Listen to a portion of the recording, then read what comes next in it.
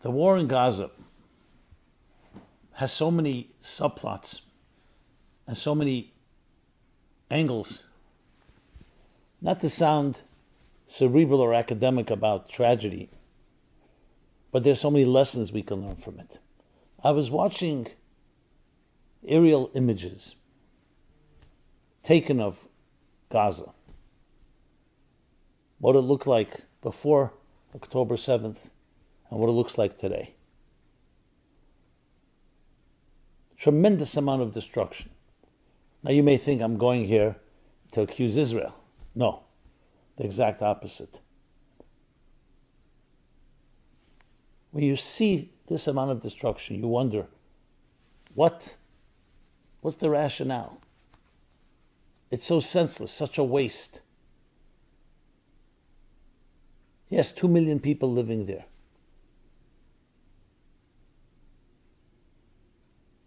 And then it comes to you. This is the consequence of unadulterated, pure hatred. When hatred takes over and consumes a person, an individual, or a group, it can do worse than any cancer, any disease, wreaking terrible devastation. To say it's not rational is an understatement. It creates complete insanity. And that's what happened. When you look at this, when you look at the images and the story from eyewitnesses and from the cameras of what happened October 7th, there's only one word you can use: absolute hatred of a people against innocent men, women, children, simply because they're Jewish. Yeah, we saw it in Nazi Europe as well. And once there's that hatred, it doesn't have to make sense. The atrocities that were perpetrated and the way they were perpetrated, with the celebration, the sadism, the mutilation,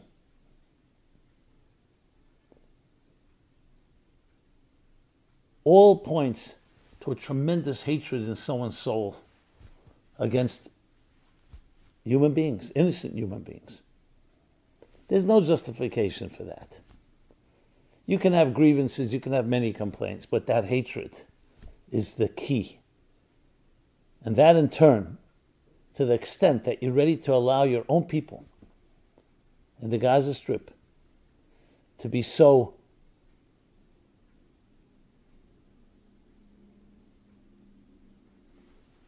devastated simply because you needed to express that hatred, without thinking of consequences, without thinking about your own men, women, and children. So when I look at the devastation, I see the product of hatred.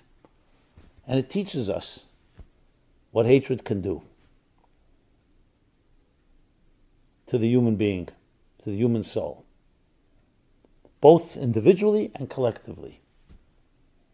What it does is, literally, like a demonic force that possesses you. Hatred is compared to fire.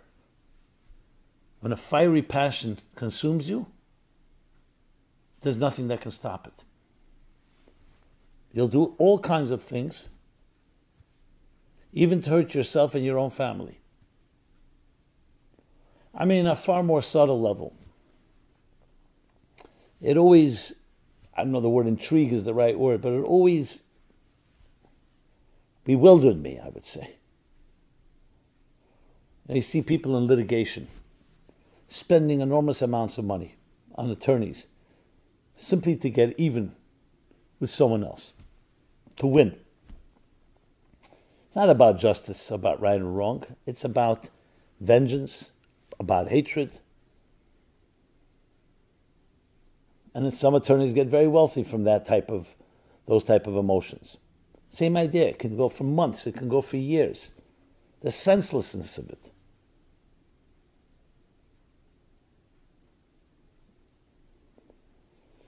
And that is without necessarily shedding actual blood. But when you see what we're seeing now, then he really takes it to a completely different level. So this is a study of the human condition, of looking into the heart of darkness, into the abyss of what happens when a person gets consumed with hate. When they're born with it, and it's cultivated and nurtured, that there's a people or an individual that you should hate. What it ends up doing most of all is not just destroying others, destroying yourself, destroying your soul. Now, by contrast, what is the diametric opposite of hate is love. Hate can teach us more about love than love can at times. Because what does love do? The exact opposite. It's nurturing. It's validating. It brings out the best within us and within others.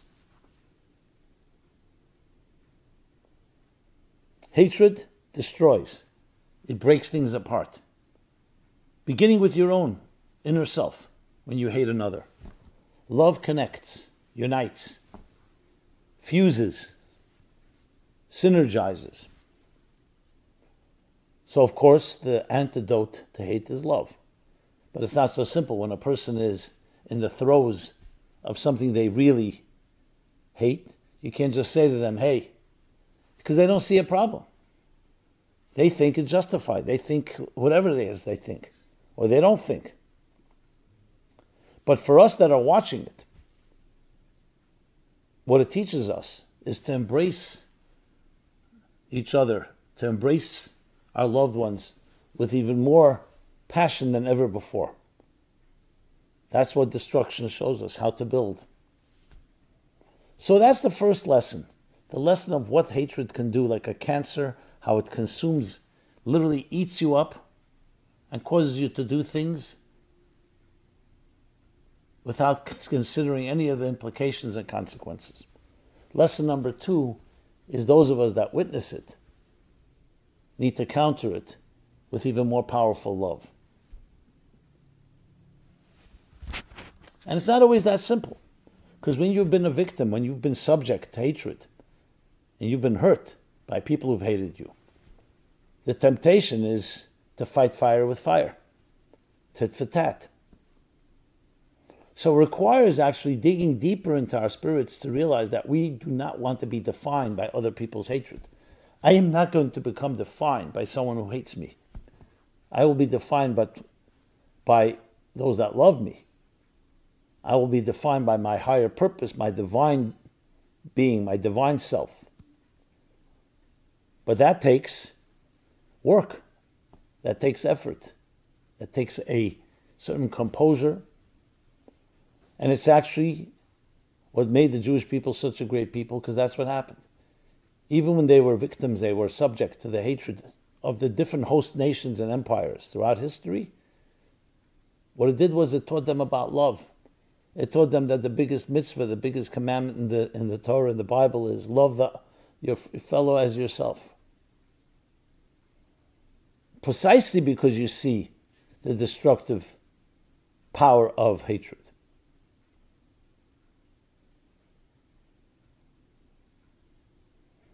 Now, for those of us that have never experienced such type of demonic hate, it's very hard for us to imagine.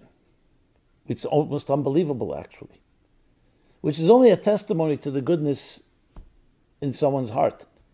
It's hard for you to imagine someone else doing something that you yourself can never bring yourself to do. You know, we all have things that we may be able to imagine that we can transgress. God forbid. But we all have things that, the right conditions, we may not always be perfect. But there are things that are completely off the reservation. You can't even imagine it.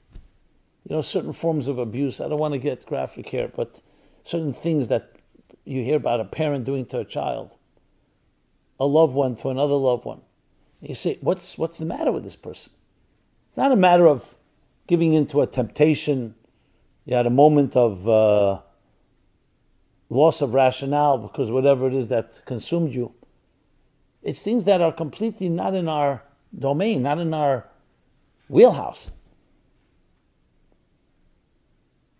But then, at times you're faced with reality, and you see, hey, there are such people. I don't even know if you call them people. They come to a point where you can't even call them people. You can't even call animals, because animals have a certain program they follow.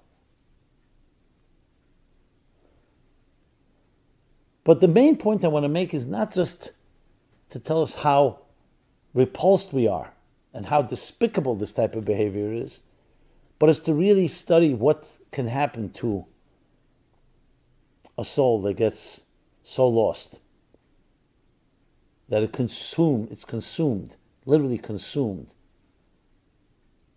with hatred. So instead of focusing on the people you love, instead of focusing on your family and on your community and building it up, you end up focusing all your energy on that hatred. Your real estate, your mind, your heart. And I don't mean yours, anyone here particularly. I mean I'm speaking in the third person. That person gets completely consumed. So besides the consumption, the destruction that comes from that, you're not putting your energy where it should be. How distorted is that? So you end up hurting the people you love most. Not to mention, obviously, the people that you consider to be your enemy. So this is one of the things that we can learn when we look at the events that are happening.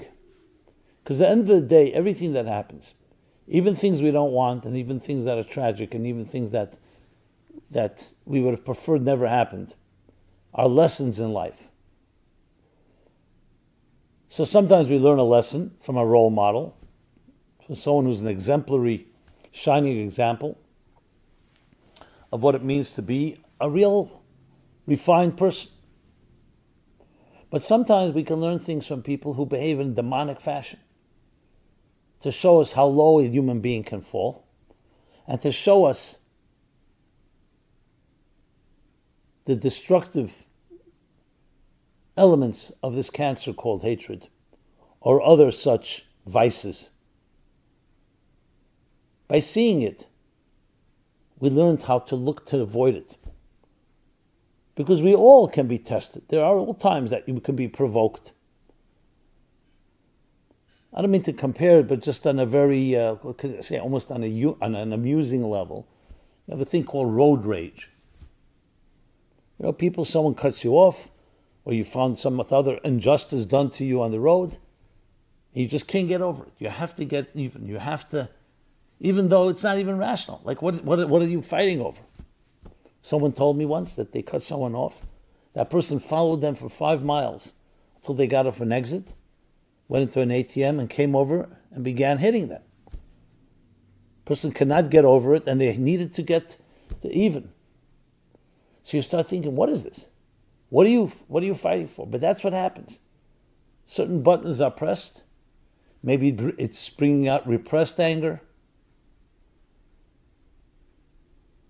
Maybe just our inability to be mature enough to overlook certain things. I mean, there are many ways to look at it. A lot of talk has been talked about the shame of the Muslim world. That shame is the worst possible thing in that part of the world. And the shame that was experienced, the collective shame of the fall of the Ottoman Empire, and the feelings of being treated like a third world country, that has affected both collectively and individually. I haven't done enough research to say that that is the root of much of this behavior. But it's possible that it's part of it.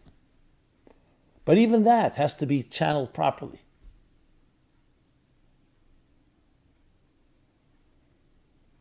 Because even something that you have a legitimate grievance or a legitimate argument that someone has hurt you should not turn you into a hating person.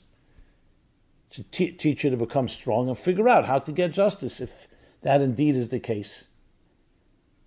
And we always have to remain open-minded. Maybe you don't have it all figured out. But once it becomes a force inside of you that begins to eat you up, then you lose your own humanity. You lose your own dignity. You lose the divine image in which we were created. And this is true not just about hatred, it's about jealousy, arrogance,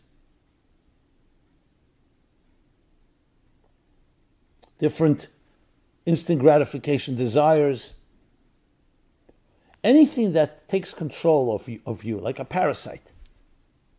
Today you see those images videos, certain parasites that enter into the body of a particular insect or animal, and they take over. Literally, they take over the whole nervous system. That's what it's like, a parasite that is eating you up alive. So who's it destroying most? You. In the process, obviously, you can hurt other people as well. So if anyone listening to this is in that type of position where they have that type of hatred inside of them against any individual or against a group, the first thing is look at yourself. Stop pointing fingers, blaming, excuses. Look at yourself. Are you the person you want to be? Do you like what you see? And if the answer is you do like it, they have recordings of some of the attackers with glee calling their families and telling them, I killed this and this and many Jews. So besides the crime itself, the mere fact that the person is celebrating it means they don't even see a problem. They actually think that they did a great deed, a great act of, a divine act of martyrdom. That's how bad it can get.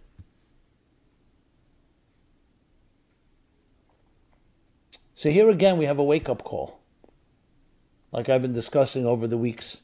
A wake-up call that crystallizes our value system, what we stand for, what is right, what is wrong, what is good, what is evil, what is hatred, and what is this counterforce, love. You see the images streaming out from the IDF, from the Israeli military, the way they sing together, the way they dance together, the way they send greetings to their families for Shabbat, for the holidays. A certain camaraderie. And you contrast that.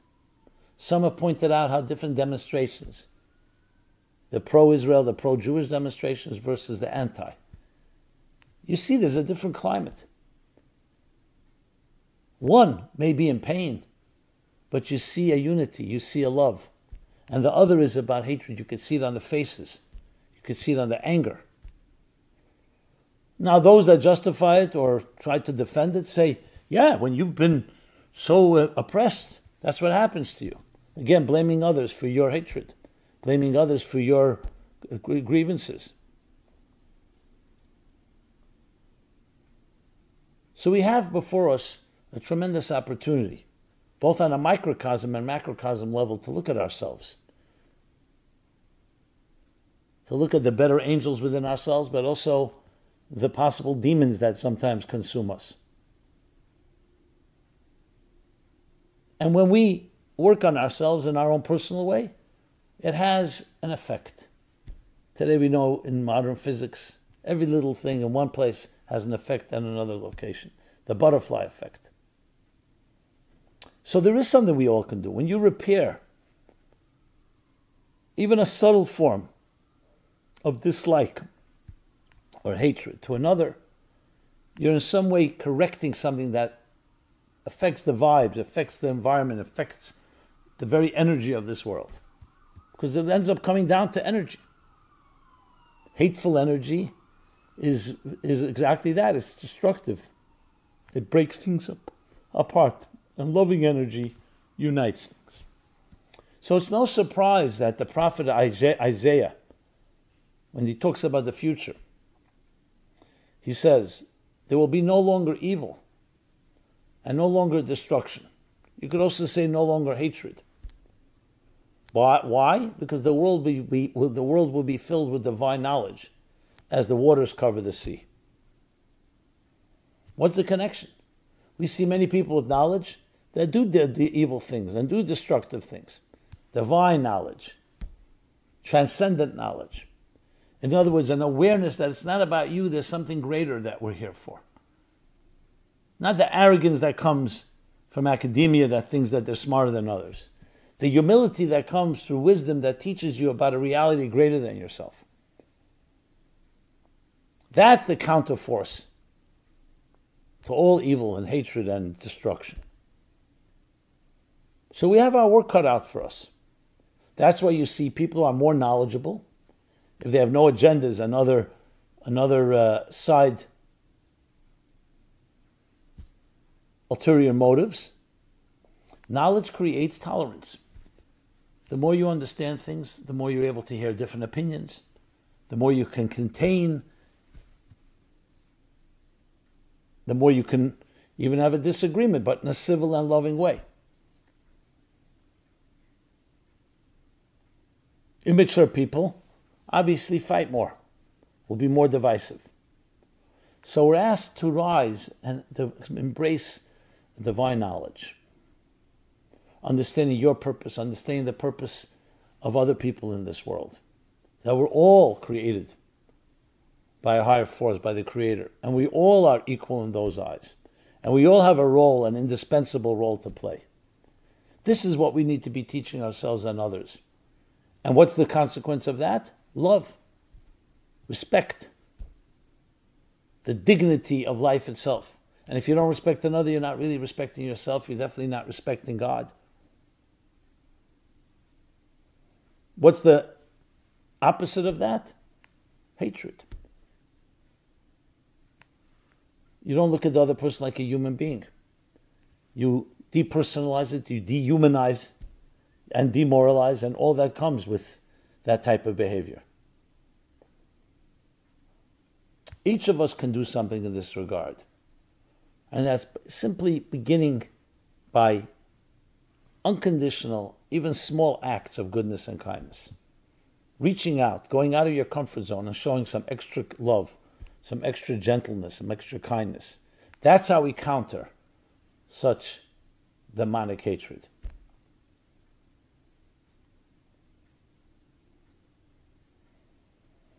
So though no one likes devastation or destruction, but when you see it, you realize how powerful hatred is, how much damage it can create. Had Israel not reacted and responded the way they did, some will say, oh, you know what, they would have left Gaza alone, they're innocent civilians. No. They would never have exposed the cancer. There's a cancer here. And now you have to eradicate it. There's an easy solution. If they indeed have regrets or feel that they want to protect their own families, that is Hamas and their supporters, surrender. That's what you do. That's what Germany did at the end of World War II. That's what the Japanese did. You surrender. But that's not happening because the hatred is still there. So the cause is justified in the distorted minds.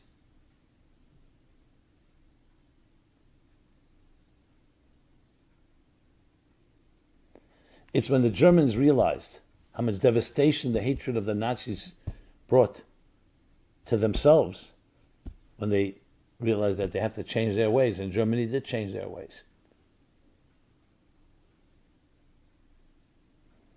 So frankly, I would prefer to talk only about beautiful things, about love and about kindness. We are talking about that as well. But I could not ignore, because I was looking at the images and I saw, wow, this is what happens.